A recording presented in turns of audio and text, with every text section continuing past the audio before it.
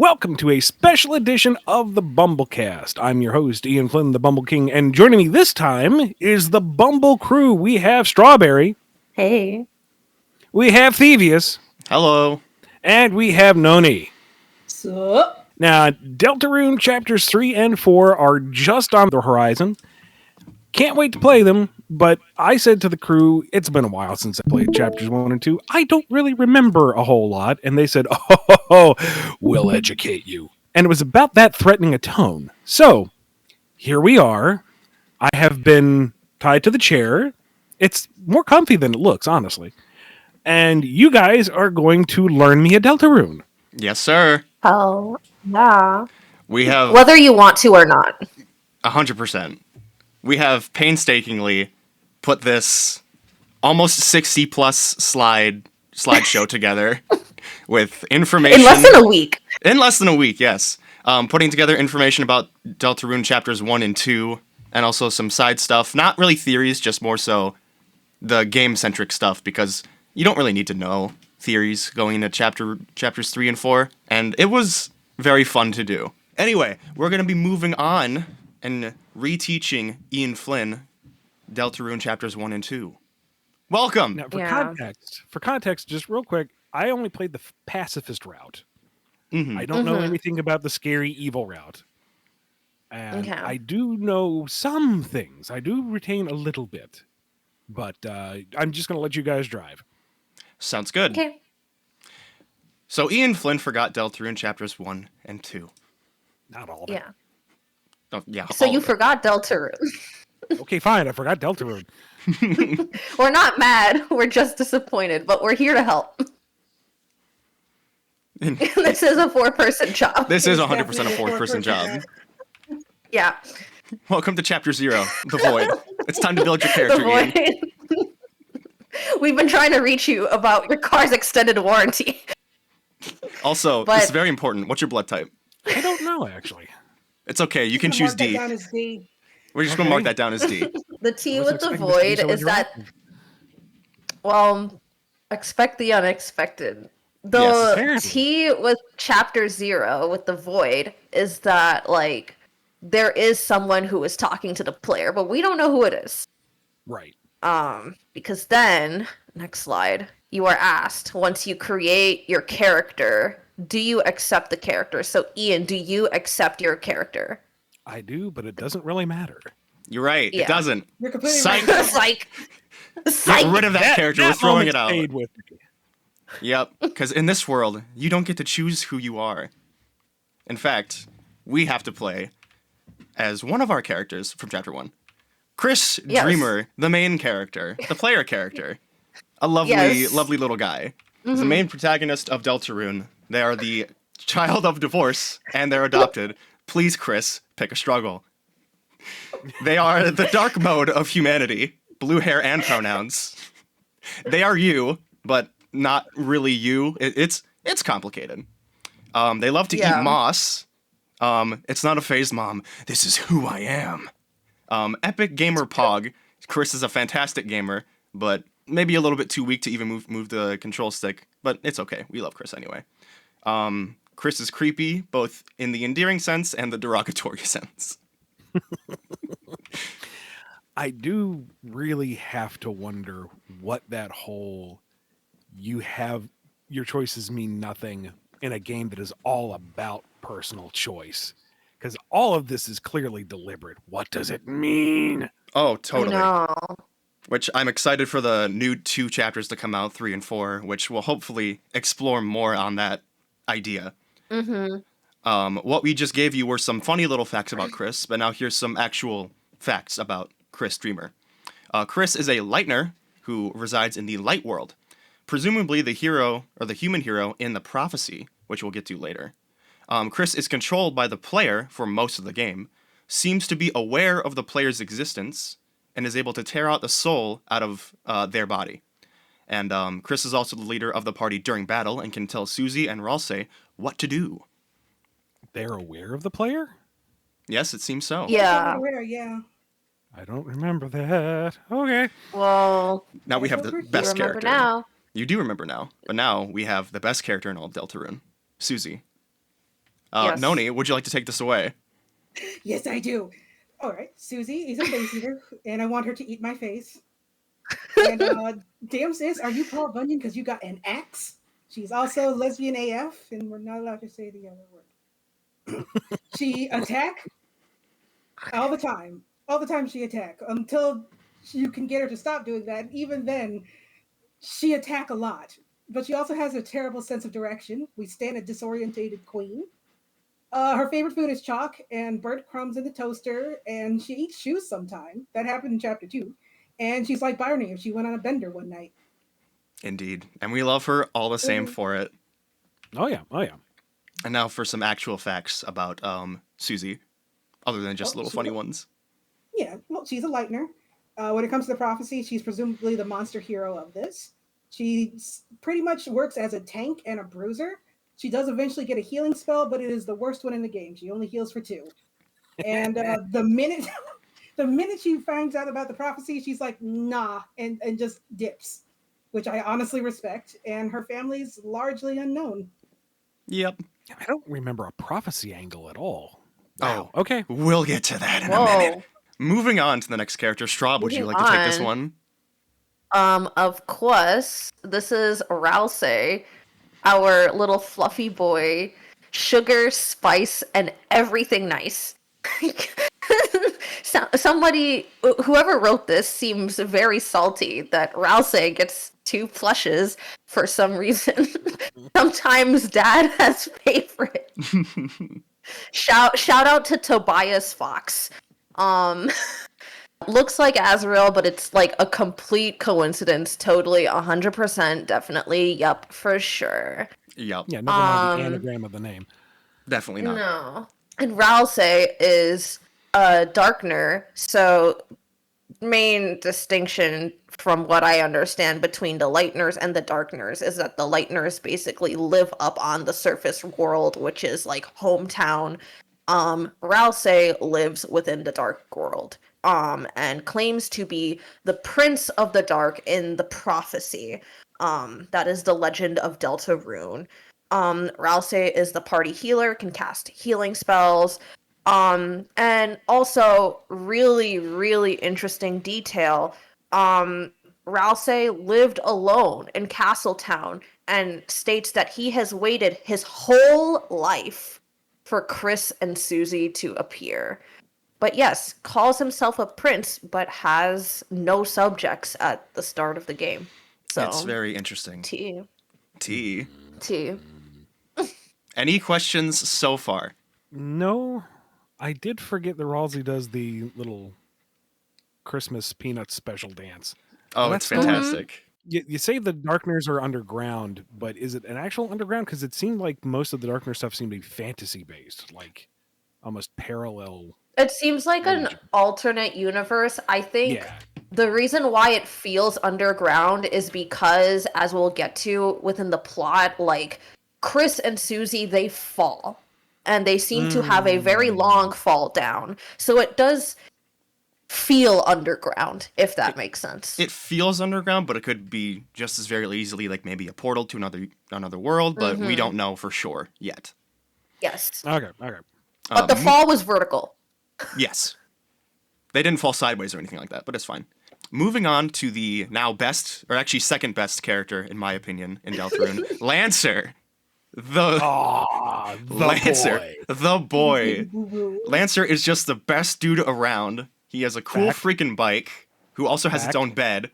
Lancer will not give you a second Lancer cookie, which he sells, because you, quote-unquote, already tookie a cookie. Lancer likes to dig holes in his room recreationally, loves to thrash people's splat sound effect and splat sound effect in reverse. Now, you're probably wondering why that's there. It's because at a later point in the game, when you enter Lancer's room, it creates a splat sound effect. And when you leave his room, it replays that effect in reverse. And it's hilarious. That only makes sense. Of course. How else would you enter a room?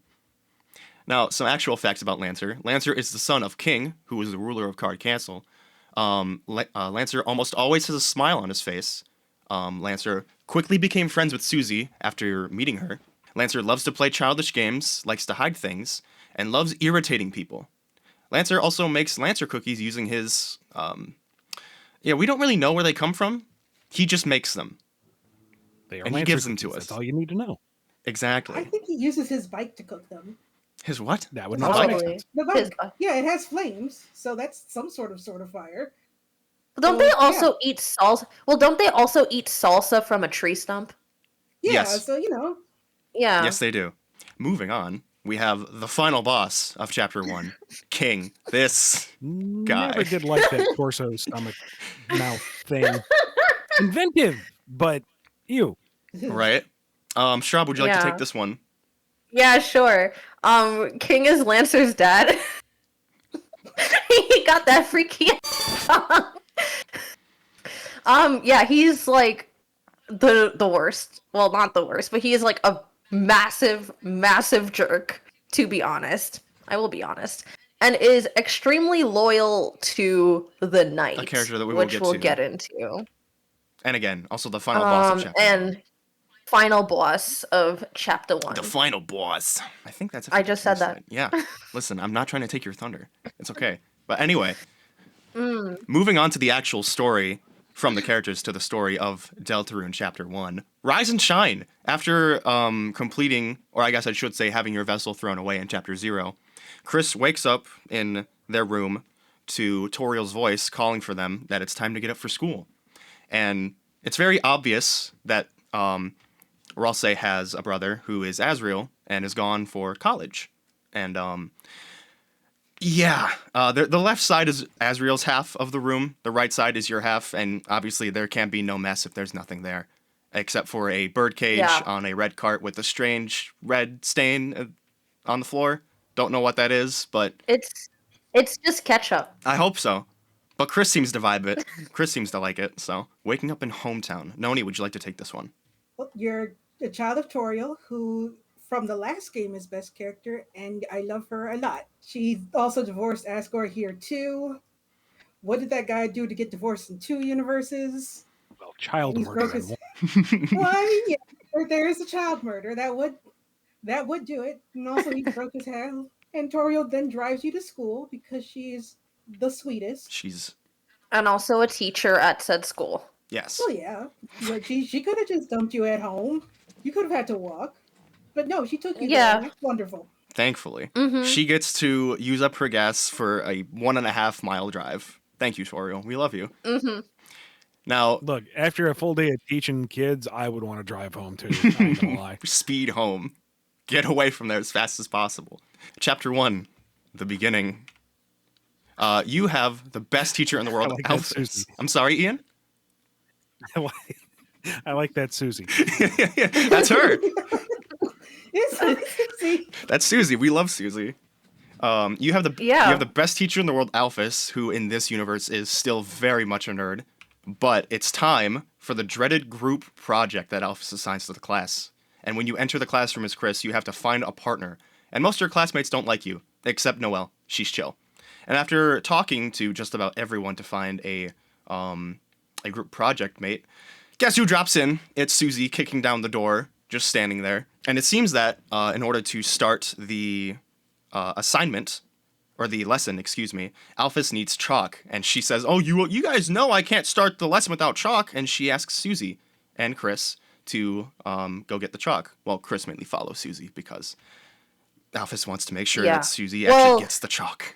Well, a little tidbit is that you go and follow Susie out, and Susie, like, almost, like, murders you, but then Susie's like, nah, your mom's a good lady, and I'm not gonna do that to her, so you're, like, basically on thin ice. Mm-hmm. It's nothing. You know, school bully stuff. Spoiler, they do not get the chalk.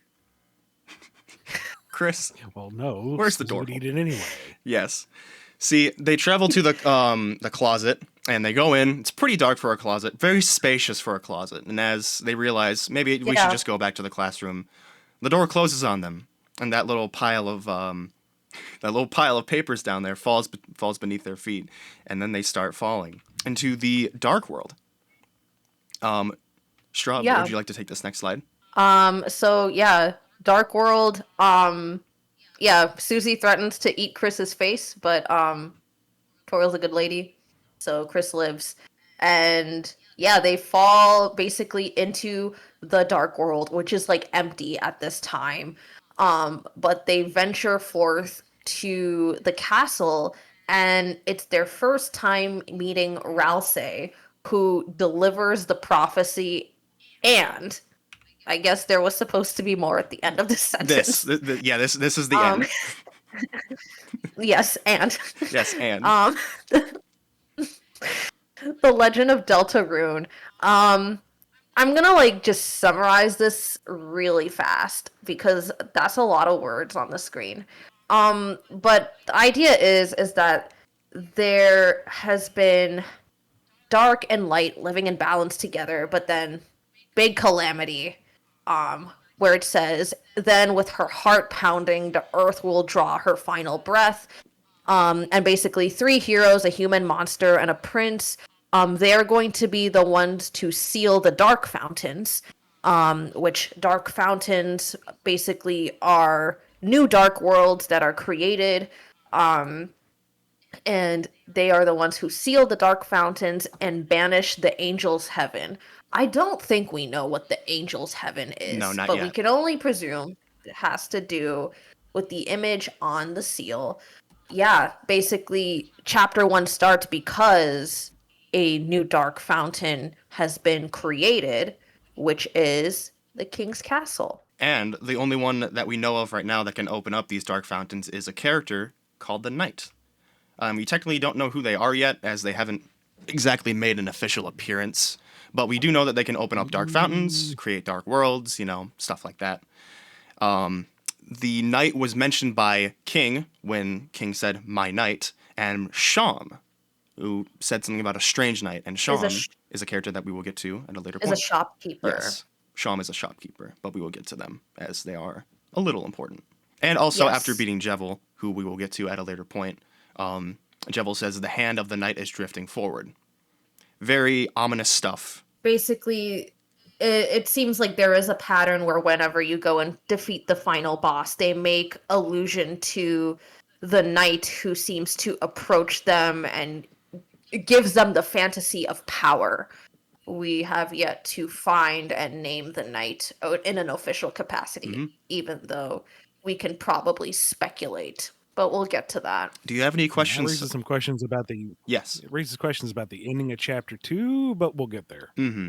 Now, moving on. More on chapter 1's story. Susie's like, after arriving in the dark world, Susie's like, nah, y'all corny as I'm gonna bleep that out, it's fine. Y'all corny. And she bounces. And Chris and Ralsei chase after her. And this is when Lancer appears. Obviously, he's the bad guy, but it's okay. He's just a little guy. Susie, still within Ralsei and Chris's party, keeps attacking enemies that need to be spared, including C Round. But after an argument with Ralsei, Susie decides to instead join Lancer and become a bad guy because being good is really hard. it is. It's And they make a really hard. fantastic Team Rocket-like duo. Yeah, I love their they dynamic. do. It's so fun. That is until she doesn't. And she and Lancer decide to rejoin Chris and Ralsei and make their way to Card Castle. Noni, would you like to take this one? Basically, when you get to Card Castle, Lancer tricks you and you immediately get arrested. Not in a bad way, though. Lancer really does like everybody, and he doesn't want him hurt because he's a good boy. Susie eventually gets out, confronts Lancer, and they start fighting, but by the end of it, she doesn't want to fight him either. So they stop and they become friends.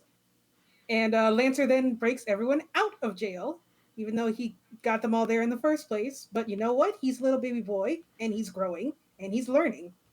We also meet Rules Card. Okay, so the 3 heroes then fight King at the top of the castle. Wait, you're skipping over Rules. It seems so. Don't skip over Rules Card. Yeah. Rules is fantastic. Oil worms. Yeah, Rules is a good character. Yeah, It seemeth the game hath been overed. I love the way that he talks. he just comes up with accents on the fly. It's amazing. And good for it's him. It's fun if you just ignore him. Why? It also has the chillest theme, too, if you think about it. Yeah. But yeah, it seems the game has been overed. But Oh yeah. Oh yeah, what's up? I was gonna say, when you go and you fight King, there's like a moment where like King is like threatening to throw Lancer off the building, and it's so heartbreaking. Yeah, it Because is. like, it was make his dad proud. yeah, literally like it's just like I'm gonna throw my son off the building if you do not submit.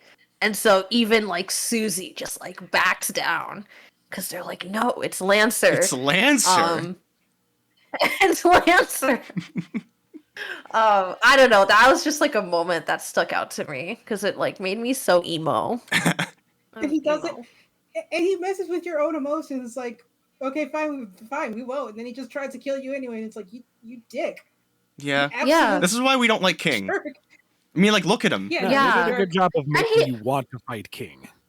Yeah, and he fights you with that freaky ass tongue. Ugh. I don't like it. He looks weird, man. It's like he reminds me of a blue meanie, really. A little bit. And he is Oh, one. what? He is a blue meanie from Yellow Submarine. Oh, I don't know I got that. it, Noni. At least one Okay. person does. Moving on. But yeah, Lancer comes to save the day because he's the best boy. He gathers up everybody to stop his own dad. And after that, you use Chris's soul to close the Dark Fountain, causing that entire world to not exist anymore. hmm Which, kind of Oh. sucks. There's a little detail here that I think we didn't mention in the slideshow. But at one point, Rousey does tell Susie when Susie tries to like be independent. Like Rousey tells Susie like, hey, like you actually need Chris to get home specifically. That Chris is the only one who can seal the Dark Fountain. And so, It's a little tidbit to remember, I guess. A little sus. A little tidbit, little sussy tidbit. A little sussy tidbit. Moving on. Mm-hmm. After closing the Dark Fountain, the characters have returned to the Light World, and they found themselves back in the, I guess, I don't remember if this is a closet or, like, the abandoned classroom. It's a classroom. Yes, thank you. With just a bunch of just everything everywhere. And it seems that everything in the Card Kingdom is represented by the junk in the classroom. The cards, the chess pieces, even the little stuffed cat under the chalkboard is represented by Sham in the Dark World, who, again, is that shopkeeper, which we'll get to. After leaving the closet, Chris and Susie agree to come back to Ralsei's Dark World tomorrow, if it's still there. Do you have any questions so far, Ian? Nope, we're good. Sounds good. Okay. I can do this one. What's cooking in hometown? So, a lot of our good friends from Undertale are here, but they are not the same, as we may know. So, Undyne is the police chief. Burger Pants works as a mascot in the pizzeria. I think it's spelled pizza with an E. Which is really funny. You can talk to Sans. And Sans has this like cheeky line where he's like, "Oh, I don't remember you," or something like that. No, I But remember that. you can't talk to Metaton or Papyrus. I think it seems like Papyrus is depressed. I hope Which is not. so sad. No, Pyrus God. doesn't deserve that. I know. Well, they've I been know. teasing him a bit, so... Yeah, what- but like, why would you give him depression? Because it is when you knock oh, on yeah. when you knock on like Sans' house's door, it says that you can hear the slight sound of bones trustling. Mhm. Yes. I'm inclined to just chalk that up to Toby being a merciless tease, hmm because Yeah. everyone loves Papyrus. We want Papyrus. Give us the Papyrus. But Mm-hmm. we have 7 chapters to get through, and we're only on chapter 2. So Mm-hmm. Let me out of the house, Maybe Toby, so. please. I wish to be Tobias. free. Oh yeah, and you can visit Asgore, who is your father. He owns a flower shop, and he has 7 colorful flowers in the attic. He's also broke as hell, but he has this habit of just giving away flowers, and he's gonna give you flowers to give to Toriel. and she throws them away, doesn't she? Yes. Yeah, she Yeah. throws them away. Yikes. Hate to see it. I know. This man has such divorced energy. He's so divorced. Oh my gosh. He's so divorced. But yeah, you can go visit Rudy Holiday, who is Noelle's father, in the hospital because like he's sick. He's not doing well, but he always keeps it optimistic. Also important tidbit, Noelle's mom is the mayor. Yep. Right. Right. Okay. Yeah. Yep. Then you get home, you give the flowers to Toriel. She throws them away because she's like, I don't want to deal with my ex. Oh, and there's a church. Oh, yes. I just thought that. I just skipped over it. That's my bad. That's important. Religion in my Deltarune? Yeah. How dare they? Anyway, for the chapter 1 ending, Chris goes goodnight. But it not goodnight. Chris takes soul out of themself, trap it in birdcage. Chris make a knife appear. Chris eye glow red, look very evil. Chapter end. That's it. Yeah. See, little heart can still move around in the cage. Yep. You controlling Yes. the Use heart. input. You can move the heart Yeah. around in the cage. But again, Chris, you don't have any Yeah. control over. Which is, I like the fact that the game makes the distinction that you, like the player represented by the heart and Chris are two completely different entities, which makes me wonder how this game is going to progress and eventually end. That is the end of chapter 1. Do you have any questions so far? Well, yeah, but none of them are going to be answered Ah, because we don't know what's going on yet. true. Very true. I want to say I remember discussing this with Aaliyah after chapter 2, and in reflection that while this scene in particular is certainly disturbing, that Chris himself doesn't ever do anything overtly bad. At least at this For all point in the game. menace, yeah, for all the menace, he doesn't do anything actually evil or anything. So, Yeah. is this a misdirection? It could be a red But we don't herring. know. You. Anyway, Anyway, moving we on. need to get to the world revolving. Yes. The secret boss of chapter 1, Jevil, this freaky little man. Possibly the most chaotic dude in Undertale / Deltarune. Possibly. Jevil loves to dance, as shown in the GIF below. You see just how crazy he's going. He's insane, which is always a good trait to have. He's got this cool carousel move in his fight that can honestly kick rocks when I fought him. I hate that move. It's killed me so many times, and I wish that it was never put in the game. And also, he lives under Card Castle. This guy got no bills to pay, man. It's unfair. He's living free living. Sure, he just lives in like this little carousel world, but come on, man. And some actual facts about Jevil. Once you defeat Jevil in battle, he will give you a shadow crystal, which seems to be important according to Sham. He's described as mad since he met a quote-unquote strange someone. Jevil was also once the court jester of Card Castle. Jevil has a sadistic sense of entertainment, considering battle to be a game. Jevil also considers everyone around him trapped and only himself to be free. Whatever that means at this point. It's also implied that Jevil was once friends with Sham. And you're the one who lets him out of the jail cell, prompting Yeah. Yes. him. Yeah? Okay. Yeah. Speaking of Sham, we've been using Sham a lot. Speaking of Sham, we've been talking about Sham for a while now. It's time we actually started talking about him. Sham is a very chill dude, at least as far as we know. Sham never leaves his shop, ever. Dude lives there, even in chapter 2. Generally depressed. It seems that we're going ranked on that one. We're going ranked mode on the depression. According to Sham has known Jevil for a while. I don't know how he's still sane. He also allows the party to free Jevil. Like, he was locked away for a reason. He was even the reason why Jevil was locked away. Some actual facts about Jevil. Not Jevil, my goodness. Sham. Sham was once Card Castle's court magician, alongside Jevil being the court jester. It was implied to have possibly been Jevil's friend at one point. Sham was told by the four kings to lock Jevil away under Card Castle after becoming insane. Sham will appraise any shadow crystals that you come across and tells you that he'll, quote-unquote, stitch together something incredible if you come across more shadow crystals. Which, as far as we know, shadow crystals we only get from the secret boss of each chapter so far. So, this guy's going to play a much bigger role. None of that. Wow. Yep. Mm-hmm. This guy's going to be playing a much bigger role at some point. At least I hope he is. I'm like gonna be so real. I am so lazy when it comes to like secret boss fights. I'm very much like if it's not necessary to get to the end of the game and it's too hard, I'm not gonna bother. That's So- fair. Yeah, They're difficult. I'm here like if I need to get the cross stitch book in order to get all the lore I'm missing.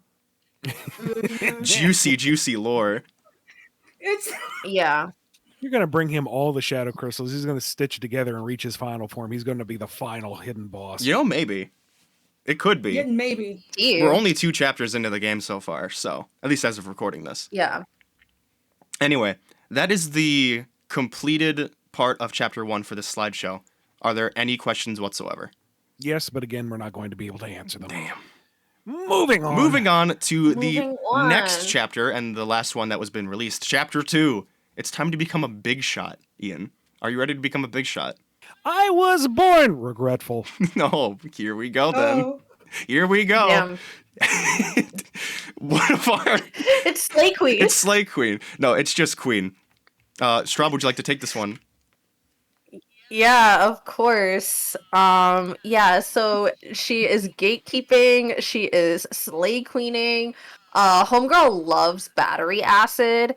1,000 times better than king, loser, boo, That's tomato, facts. tomato, throwing tomatoes. Tomato.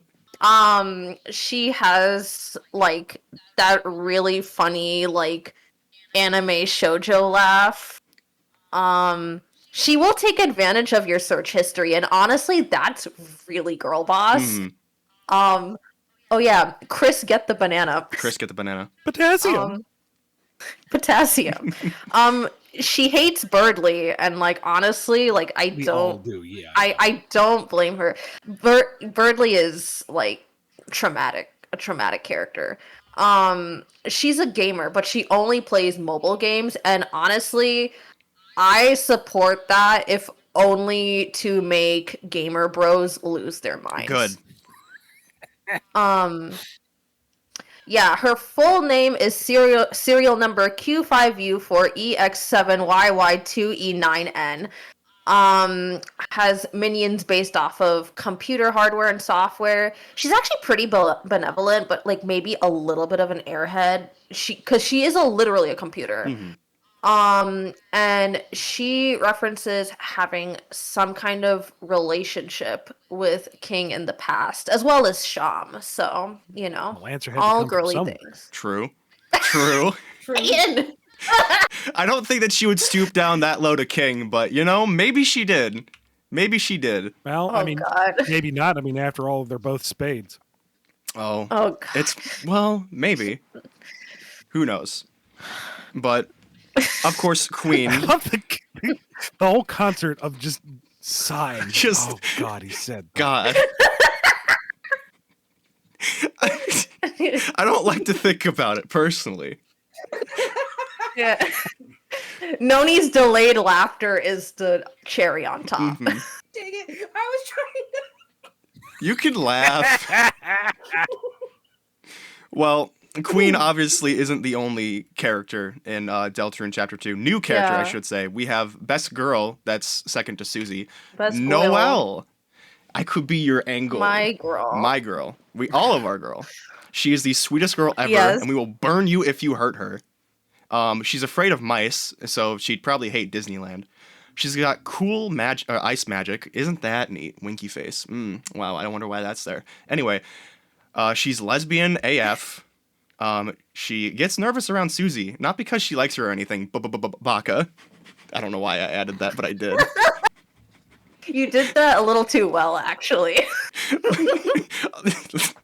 I'm not gonna... No comment. You know what? Ferris wheels are also pretty cool. She loves Ferris wheels. But some actual facts about her.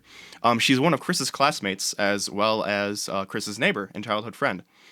Noelle's mother is the mayor of Hometown, and her father is currently in the hospital with an unnamed illness, which we like to dub as the eternal cough syndrome, but you know.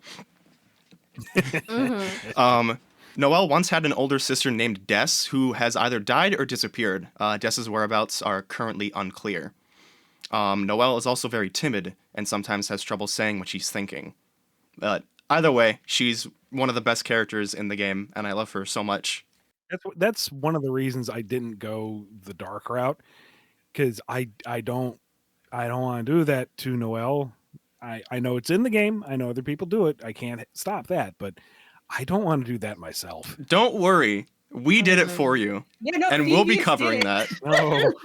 Oh, We'll be we're getting going there. down that path. Okay. Yes. We'll get there. We'll get there. Noni, would you like to take the next slide for the character that everyone loves?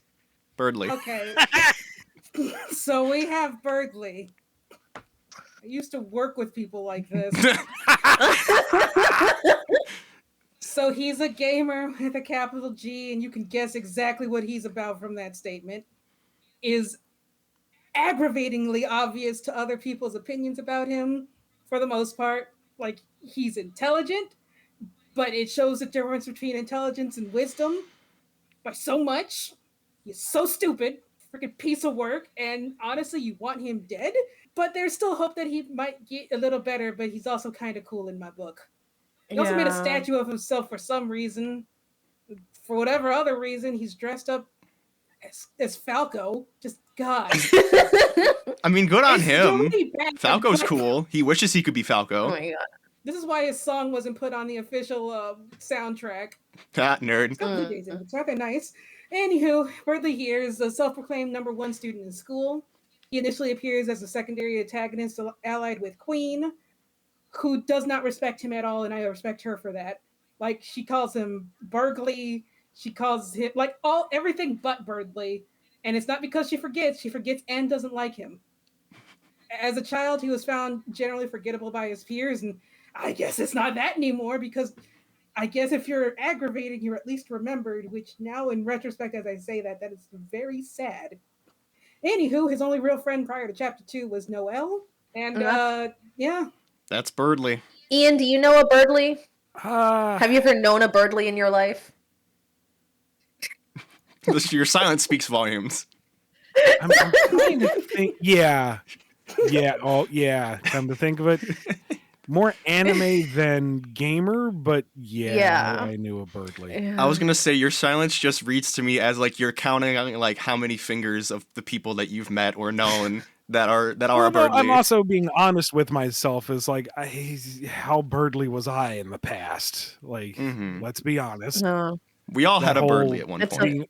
being overlooked, and thus you make yourself noticeable by enemies necessary, is a trap that we can all fall into, right? Yep. Right?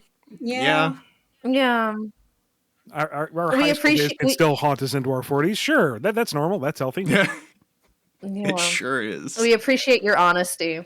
Another little factoid here that you missed is that by the end of at least one route, he's carrying a torch for Susie, which elicits the greatest reaction from Noelle. Oh Mhm. yeah, You that put is. one right in the Yeah, middle? that's where the middle sprite is from. What? Mhm. What? Yep. Yep. It's Yum. you know what? I'm glad that he found someone, but it's a good thing that they did not find him. Oh no, she would destroy him. Oh. In all the good and bad ways. Oh, yeah. All right.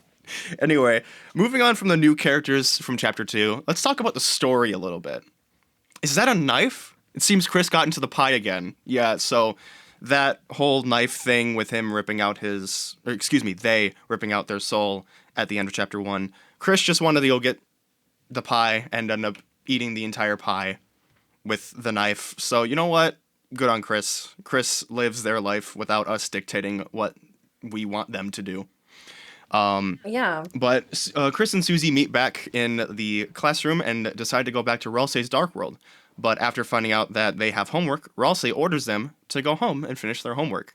And after leaving the Dark World, Noelle invites them to go to the library and study with Noelle and Birdly. And upon arriving at the library, they try to go into the computer lab and instead find another Dark World, and they decided to jump into it. Which they run into Queen, who at this point has captured Noelle, and Birdly chooses to switch sides and join Queen because he's just a little simp for knowledge. Totally. 100%. Mm-hmm.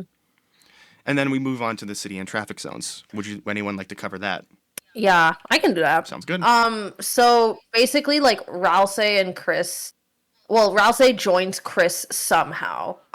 It's a little like unclear because from what we understand, objects need to be in certain areas and there's like a little tidbit later about like the consequences of Darkners going from one dark world to another, that they turn to stone. But Ralsei seems to be impervious to that and joins Chris and Susie. And so now it's their mission to save the damsel in distress. Um, at some point, they decide to split up, so Susie takes Ralsei up to carnival games while you gotta dish it out as Chris on your own. But then you run into Noelle, who is hiding from Queen, and they make a truce. And then Noelle's like, I gotta hide because then Queen comes, and Queen's like, hey, you gotta help me look for Noelle, but also hide me from Birdley. We have a truce. So, Chris kind of has double truces going on. Throughout all of this, Noelle learns to be less scared of things, mainly mice. Chris likes to torture Noelle with mice. Yes. With these like little mice puzzles. Running an entire herd of mice into But poor Noelle. yeah. Yes, this poor child. Anyway, next slide. next slide. The band the band is back together.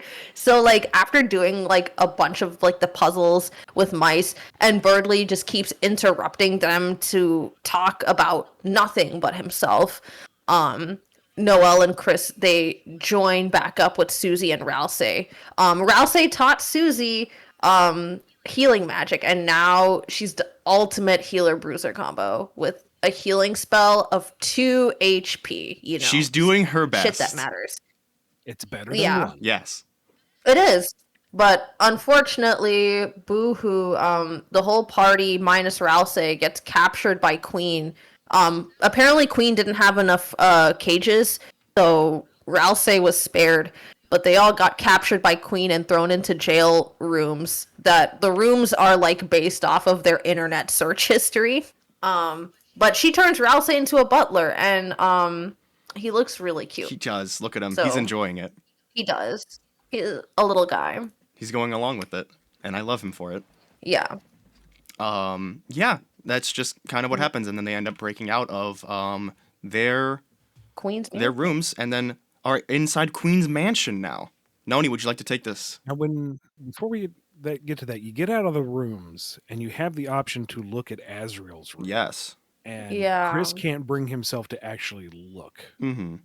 Was there any other little detail in there, or just that it's there and you Just that. okay?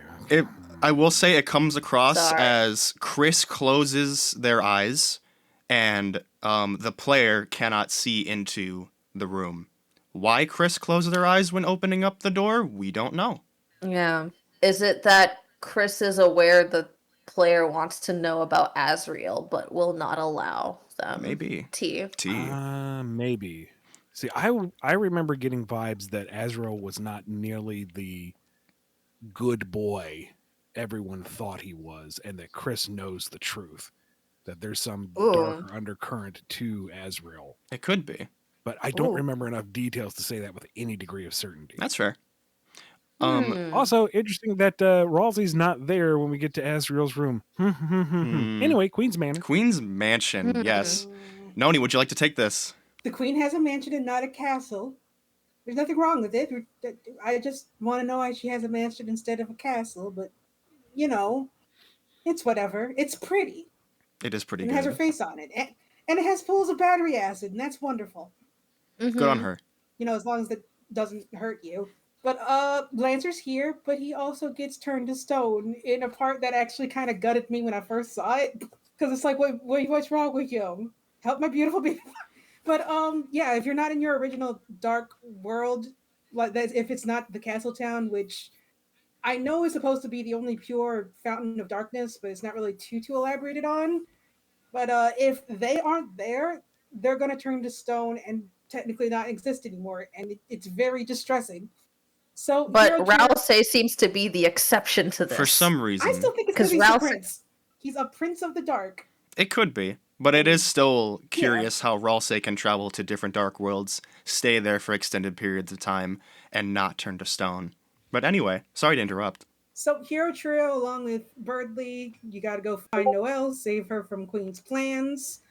And then there is a party split. And Susie and Birdley split from Chris and Ralsei. And Ralsei asked Chris to imagine what Susie and Noelle are up to, which is weird because by the time you get back, it looked like they had an entire conversation, the two of them, and you don't get to know what that is. Strange.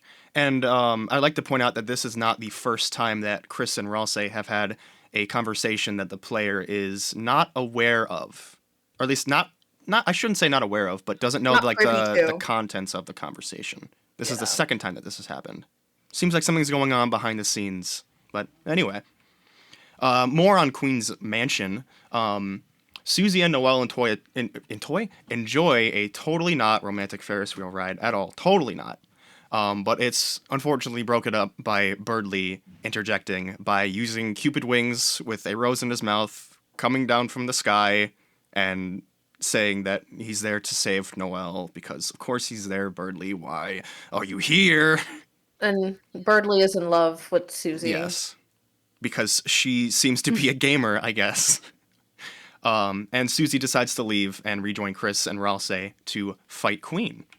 And after finally reaching the top of Queen's Mansion, the hero trio find that Birdley has been captured by Queen and are forced to fight both Queen and the controlled Birdley. Unfortunate, but honestly, Birdley deserves it.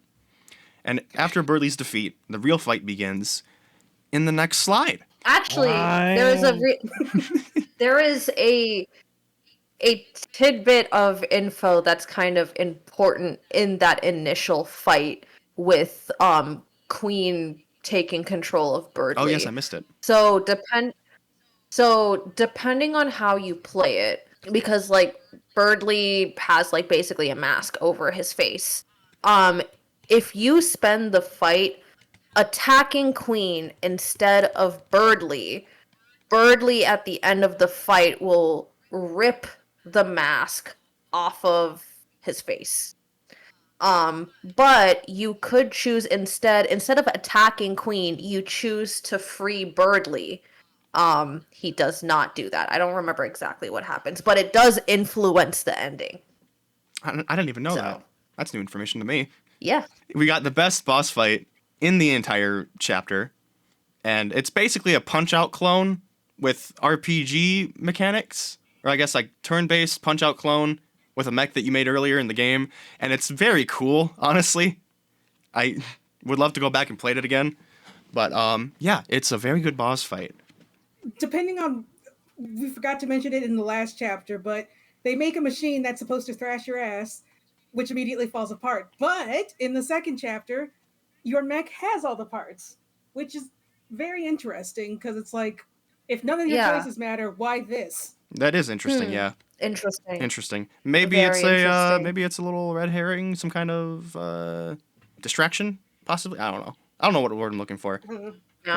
To Or it you. could be part of the central thesis of the game is that with a nihilistic approach of there is no meaning to any of our choices versus every choice matters if there is no meaning. You define the meaning of your existence through your choices, That is true. which is what I'm thinking they're going for, but we're 2 chapters We in. are 2 chapters in out of Yeah. 7. My goodness, Out of 7. out of yeah. 7. Mm-hmm. But at the after that fight is over and Queen seems to be defeated, Ralsei, or what I should say is that like a bunch of the characters except for Ralsei are like, hey, these dark worlds seem pretty cool. Why don't we just start making more dark fountains? Like, I mean, obviously there's no like downside to that, right? Let's just start doing that. And Ralsei interjects with a little different part of the prophecy that we didn't know about. It's called the Roaring. Yeah. So basically, Ralsei says that if they continue to just open more dark fountains, that titans will appear and destroy the world. The Darkners will be crushed by the darkness and turn into statues, as we see what happened with Lancer and also Rules Card. Rules Card did turn to stone. Yeah, that basically if there's too many dark fountains, like the Lightners will then have to fend for themselves, lost eternally in an endless night. And actually there is kind of like this particular moment kind of points to like a larger theory that I could mention later. But I think just this idea of all these characters actually just enjoying, the dark world. And then Ralsei's like, no, we need to be realistic It's like, here. guys, what are you doing? And then there's this little comedic part where it's like Birdie's just like, but what if we just no? But the dark world just no. Yeah, it's the roaring doesn't seem too great, and then we just essentially just get to the end of chapter 2, really.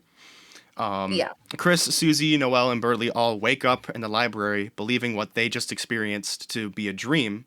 Noelle and Birdie leave while Chris and Susie talk about how they pretty much just saved the world.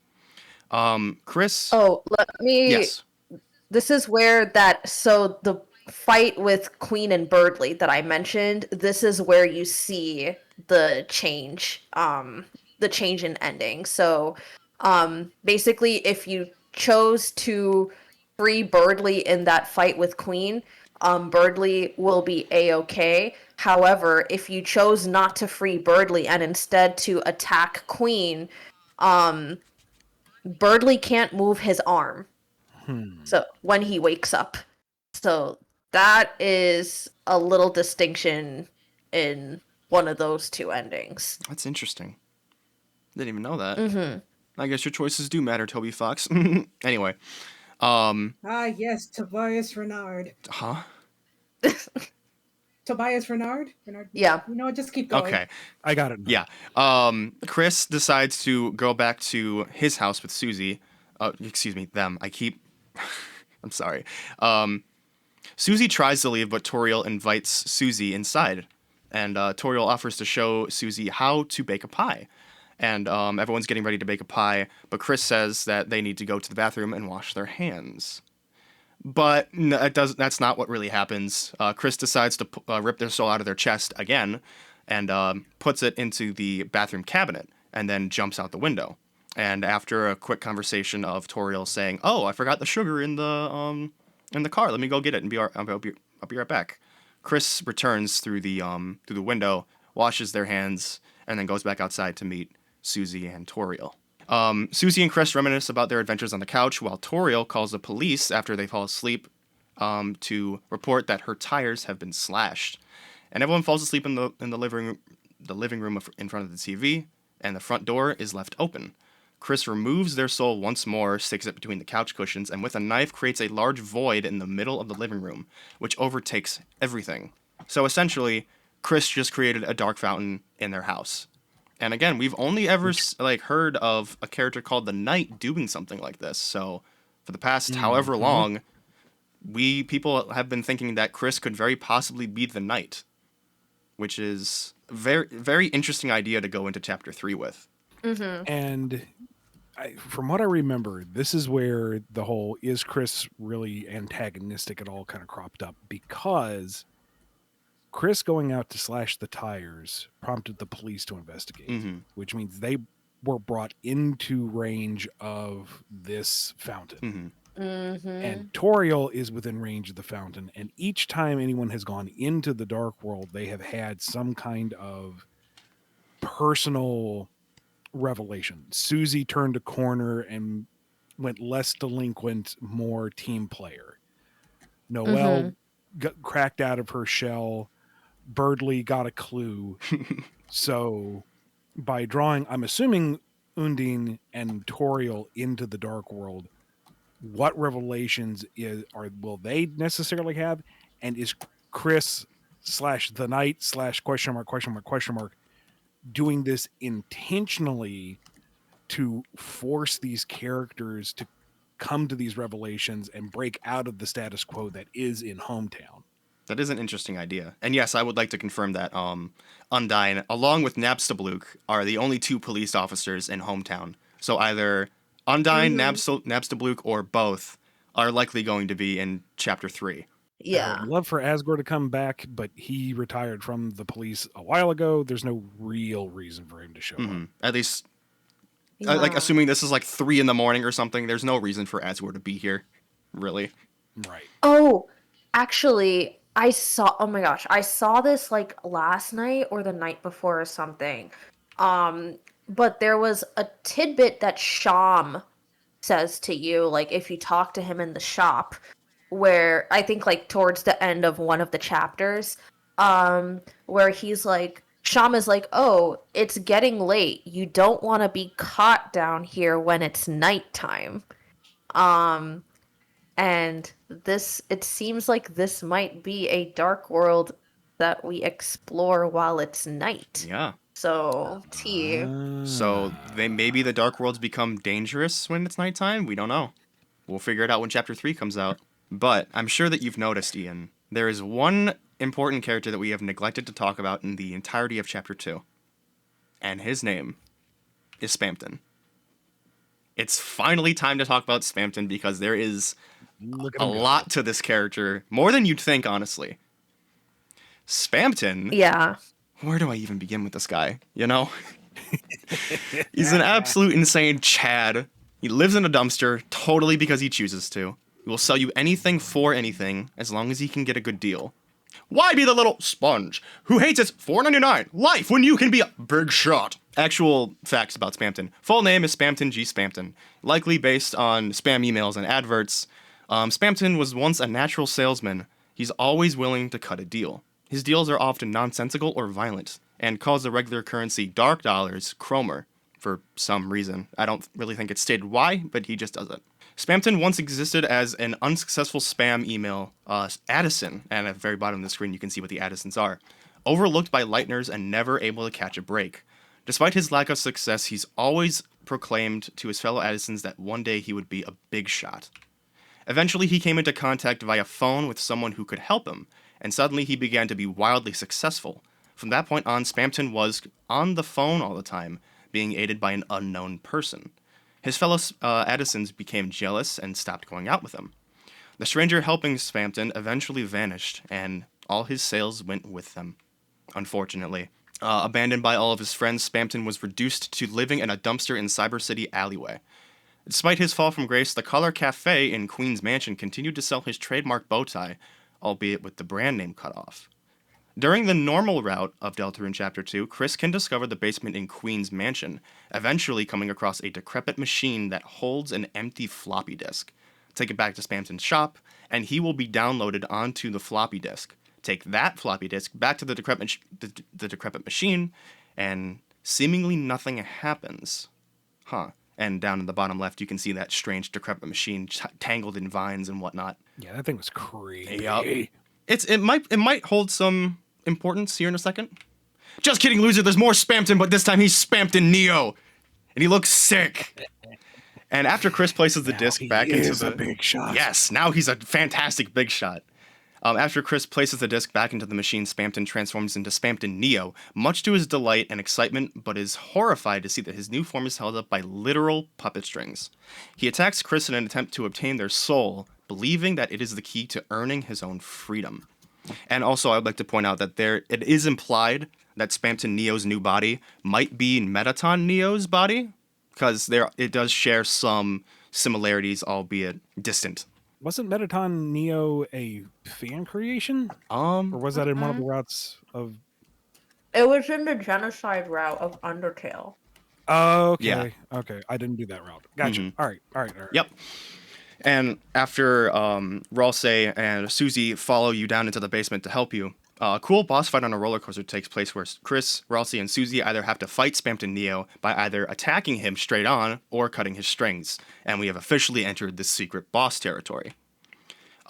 Nearing his defeat, Spamton dances and thanks the trio, asking them to cut the last wire, only for him to fall to the ground without any strings to hold him up. And after defeating Spamton Neo, several Addisons are seen near his shop where they talk about Spamton, their relationship with him, and his backstory, which honestly is a pretty sad one. Mm-hmm. That's basically Spamton in the normal route of the game. Now, we get to the one that you haven't played, the Snowgrave route. Also, if you're wondering why I'm tackling these last two slides, I asked Straub and Noni if I could tackle them. Yeah. Similar to a genocide route in Undertale, you, the player, emotionally manipulate Noelle into freezing enemies with her freeze ring, which you can later upgrade into the Thorn Ring, allowing Noelle to eventually use the route's namesake spell, Snowgrave, which is the spell that is depicted in the very bottom middle GIF. It's a devastating spell. This route is only accessible if you use Noelle's Ice Shock spell to finish off every enemy in Cyber City during battle. Their frozen bodies are left in the overworld and don't despawn even if you leave the area, which is honestly kind of Jeez. creepy. And after finishing all 19 battle encounters, the player can fight Birdly with Noelle. The player will keep telling Noelle to use Snowgrave, a spell that she claims to not know. Once done enough times, Noelle will use Snowgrave on Birdly. The spell traps Birdly in an icy diamond, implying his death. Mr. Stark, I don't feel so good, which is essentially what Noelle does. She says that she doesn't feel so good after entrapping Birdly in ice, and decides to go back home to the light world. But obviously that isn't where Snowgrave ends, as there's still a lot more left of the chapter. We still have to get the Queen's Mansion after all. After Birdly's implied death, Chris finds a manhole that is a direct shortcut to Queen's Mansion. Chris joins up with Ralsei and Susie and travel through the mansion as normal, all the way up until they get to the top of Queen's Mansion. Once reaching Noelle's room, Susie goes in alone, while Chris and Ralsei stay outside. Ralsei, like in the normal route, asks Chris to wonder what might be going on in there. In the Snowgrave route, however, Chris refuses to acknowledge Ralsei, which concerns him. It's a little strange. Unlike the normal route, once the hero trio is ready to fight Queen, Queen does not fight them. Chris proceeds to seal the Dark Fountain alone, but is met by Spamton Neo, who has taken over Queen's Mansion and is the final boss of the Snowgrave route. And there's still more. So during the boss fight, once you get Spamton Neo down to his last little bit of health, Chris will begin to call out the names of Ralsei and Susie, and none of them will arrive to help him. But when you choose to call out Noelle's name, the game specifically points out that you call out Noelle's name. And Spamton's like, what's she gonna do? Turn me into an ice cone? And then it's implied that Noelle actually does come to Chris's aid and defeats Spamton Neo for Chris. Now, there is something that I've also pointed out, at least tried to make a point on, is that this game loves, actually both Deltarune and Undertale, colors, names, all that is really important, right?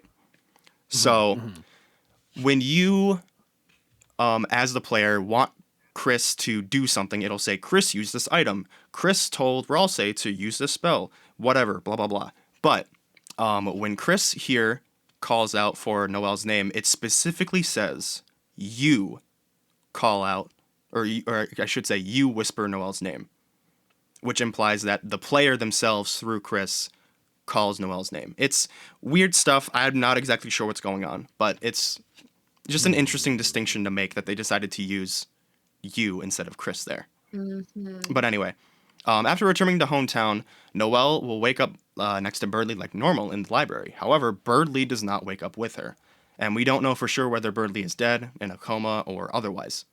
She instead leaves in a hurry, thinking the events that she just went through were a nightmare. Noelle has a very hard time believing what she experienced was a dream. She talks about how it all felt so real to her. Noelle also expresses that Chris has been acting strange, both in her dream and in the real world, noting that she heard a strange voice that wasn't Chris's giving her orders. And another extra tidbit, if Chris has the silver watch, which is Noelle's item that she comes equipped with when she joins your party, Noelle will ask in a shaky voice, why are you wearing my watch? When did you? And Chris can either respond with, in your dream, or ellipses. But Susie interrupts and the chapter will end like normal. Do you have any questions so far? Or comments? Oh, mountains How do you of them, feel? but we're not gonna know. Damn. Any questions for us at all? No. I'm following along. Isn't there a detail that you hide Birdly's body in the server room? I believe so. Oh yeah, you just dump them in a closet. Yeah, because you Oh, go yeah. to click on the server room and it says like a decent sized person could fit in here with how spacious it is. So, yeah. Also in this part, so like the very ending of Snowgrave, basically what happens is like when you go to the hospital, and I think it's like when you're coming out of seeing Rudy, the screen fades to black and it's basically like Noelle's like internal monologue where she's talking to herself, and that's where she's reflecting on like that felt so real. And that Chris seems to be like acting really strange. Like she's suspicious of Chris at this point. So there's like a weird little meta thing happening in this moment. It's not being played through like a normal cutscene. Yeah. Because you don't actually see anything. What, at least in my opinion, how I take it is that this is Noelle becoming suspicious of Chris and possibly realizing that Chris isn't who they say they are, or maybe Chris is being controlled by something, because there have been multiple characters in the game so far that have outright stated or shown actions to that they are aware of Chris and their soul, or maybe even straight up the player. But yeah, there's just a lot of meta stuff going on. But anyway. And that goes back to the speculation that Chris is not necessarily antagonistic, because in the Snowgrave route, it's you giving Chris orders to give Noelle orders, and ultimately you specifically that has Noelle use Snowgrave on Spanton. Birdly. Birdly, No, Spanton.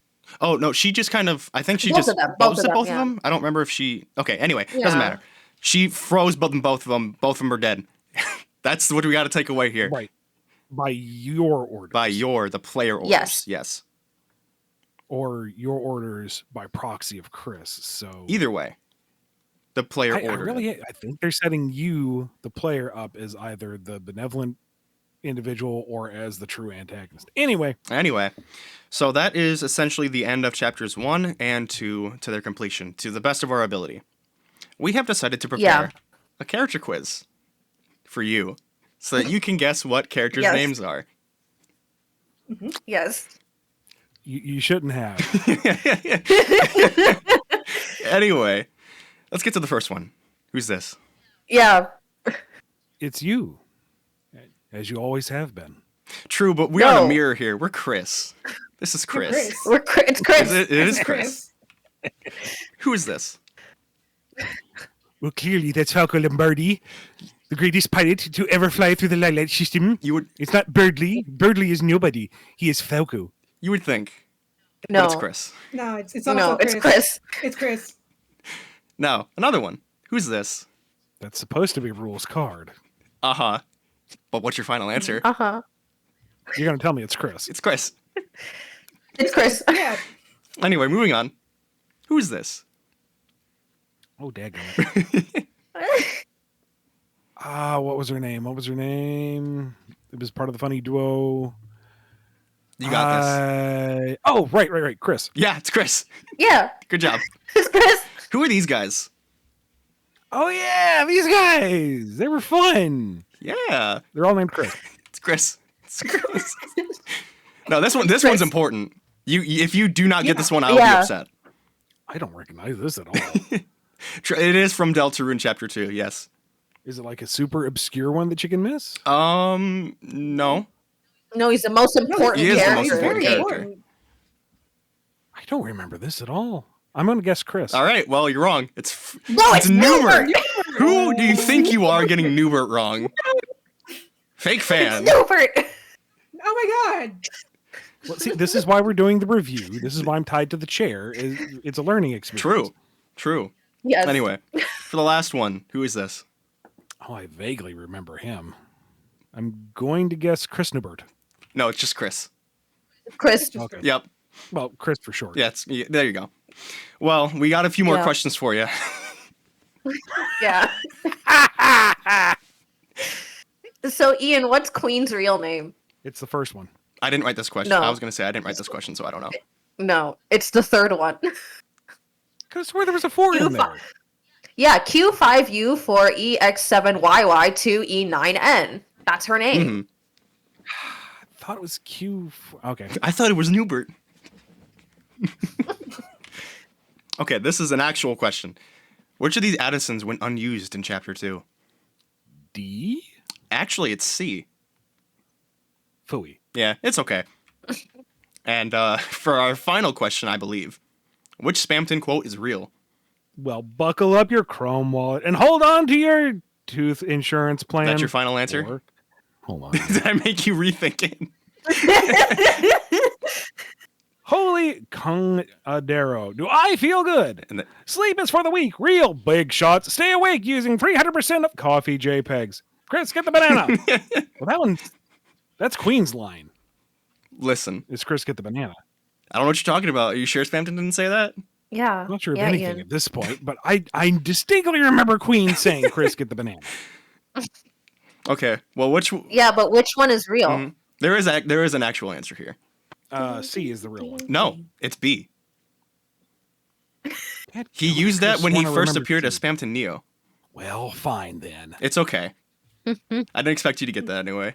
And then here's just this one's Yeah. just a funny one. Asgore being cringe. Yeah. It's not a huge plot detail, but it is really cringy, and I thought it deserved a slide. Don't forget me, your Where, ex-husband. yeah, you know, Asgore gone. Toriel and Sans are flirting, and then Asgore just appears because this man is chronically divorced. It's terrible. He doesn't have a lot going on for him. He's trying. Yeah, I know. It's like hard to watch. Thank you for coming. Yeah, thank you for coming. This is the end of the slides. Yeah, this is the end of our PowerPoint presentation. Please like and subscribe and comment for more. Please go to the yeah, gift shop on Ian, your way what do you out. have to say? Yeah. Ian, what grade do you give us? Well, there was that one missing slide and a couple of missing facts, but there was a lot of effort in this. So I'm going to give this a big shot plus. Yay! We did Hell yeah. it! Future Thievius We added a round of did it! applause. But seriously, thank you guys for going well above and beyond. I was just talk at me for a few minutes and remind me, but you went crazy hard on this. I do appreciate it. It was and very I do fun. feel like I've been brought up to speed. Yeah. Hell yeah. And for those I'm of you who are watching before chapter 3 and 4 drop, I hope you now feel like you're up to speed and we're very entertained because I know I was. Mhm. And of course, if you feel like that you're missing information, please seek it out or just play the game. But watch this first. Yeah. This is more important. Yeah. Mm-hmm. And if you guys are enjoying this BumbleKast look at Deltarune, join the BumbleKrew as they stream Deltarune chapters 3 and 4 whenever you guys are going to do that. Guys, help. Probably the launch day, or if we have to push it Yeah. back, then the day after. But most likely launch day. You should follow the BumbleKast on social media in order to find out when we're going to be streaming. Absolutely. Until then, I have been Ian Flynn, the Bumble King. Joining me has been Thievius. Hello and goodbye. Noni. Hello. Strawberry. Hey. Not even a goodbye. And thank you so much for watching. She had her chance. Be good to yourselves. Be good to each other. Try to be big shots. We'll see you next time on the BumbleKast.